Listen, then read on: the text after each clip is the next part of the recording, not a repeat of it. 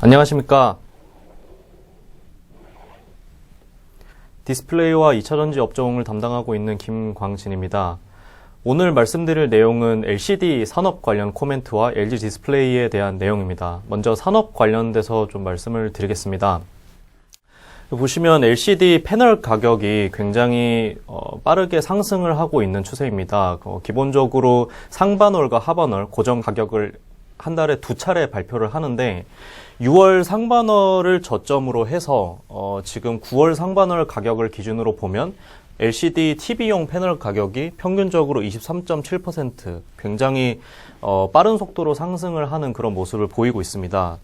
네, 이번 LCD 패널 상승 기조는 좀 과거 3년간 이렇게 비교를 해봤을 때 전체 사이즈에서 일괄적으로 다 상승하는 모습을 보인 적은 이번이 처음 있는 사이클이다라고 보시면 될 것 같고요. 굉장히 이례적인 상황입니다. 그래서 이러한 상황이 발생을 하는 이유에 대해서 좀 살펴볼 필요가 있는데, 네, 이번 패널 가격 상승 사이클은 일단 첫 번째는 코로나19로 인해서 예상하지 못했던 TV와 IT 제품군에서의 폭발적인 수요 증가가 있었고요.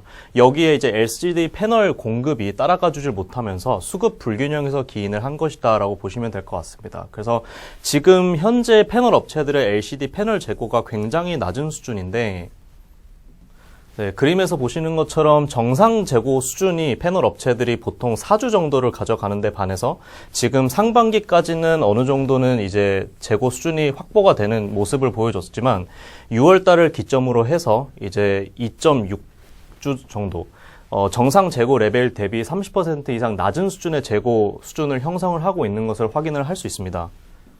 네, 그래서 이러한 문제들 때문에 좀 LCD 패널 공급 부족, 그리고 LCD 패널의 가격 상승으로 이어졌다라고 봐주시면 될 것 같고요. 일단은 이번 LCD 패널 가격의 상승 사이클이 그럼 언제까지 계속될 수 있냐? 일단은 연말까지는 지속될 가능성이 굉장히 높다라고 판단을 하고 있고, 그 이유는 이제 첫 번째 코로나19가 장기화될 가능성이 굉장히 높다. 그리고 연말이 되면 보통 이제 IT 제품과 TV의 최대 성수기라고 보는 게 블랙 프라이데이인데 요거까지 이제 연말에 예정이 되어 있어서 수요가 좀 강하게 유지될 것으로 예상을 하고 있습니다. 그에 반해서 이제 글로벌 패널 업체들의 평균 가동률을 88%. 네, 그림을 통해서 보시는 것처럼 이제 LCD 주요 생산 패널 업체들의 가동률이 대부분 이제 90%에 육박하는 이런 모습을 보이고 있어서 단기간 이 패널 공급 부족을 좀 해소하기에는 공급을 추가로 할 수 있는 물량 자체가 굉장히 제한적이다. 그렇기 때문에 수급 불균형은 연말까지 지속이 될 수밖에 없고 LCD 패널 가격의 상승 사이클도 계속해서 유지될 수밖에 없다라고 판단을 하고 있습니다. 그래서 중요한 점은 일단은 LCD 패널 밸류 체인에 좀 주목을 할 필요가 있다라고 판단을 하고 있고요. 과거에는 이제 중국 업체들로 인한 공급 초과 그리고 OLED 침투율이 증가를 하면서 LCD 패널 관련 밸류 체인들에 대한 가치가 좀 많이 시장에 소외를 받는 그런 모습을 보여줬었는데 이번 계기를 통해서 좀 재평가될 수 있지 않을까 이렇게 판단을 하고 있습니다. 그래서 당사 커버리지 종목 중에서는 이제 LCD 패널 밸류 체인 상에서 좀 LCD 패널 가격 상승 사이클에서 좀 수익에 가능한 업체로 일단 첫 번째 LG 디스플레이와 두 번째 DDI를 생산하는 실리콘 웍스를 추천을 드리고요. 그 외에도 이제 LCD 패널 관련 부품들, 여기 대표적으로 이제 BLU, 그리고 도광판이나 확산판, 그다음에 아까 말씀드린 DDI 같은 이런 부품들을 생산하는 모든 업체들이 좀 광범위하게 전반적인 수혜가 가능할 것으로 예상을 하고 있습니다. 그래서 이런 업체들에 대한 좀 재평가가 이루어지는 그런 시기가 되지 않을까 이렇게 판단하고 있습니다.